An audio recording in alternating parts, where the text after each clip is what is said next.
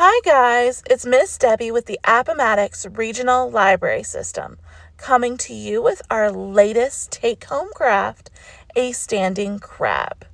For this craft, you'll need scissors, glue, crayons, a pencil, and a circular object that's smaller than the construction paper.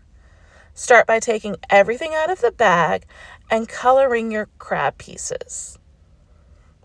Then trace a circle onto your construction paper and cut it out. Next, cut out all of the pieces of your crab template.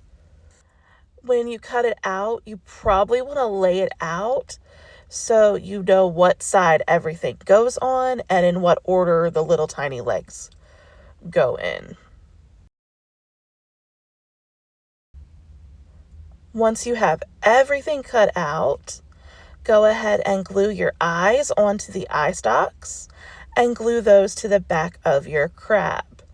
Glue the claws on the inside along the seam and then start gluing the little legs on the inside of the front of your crab.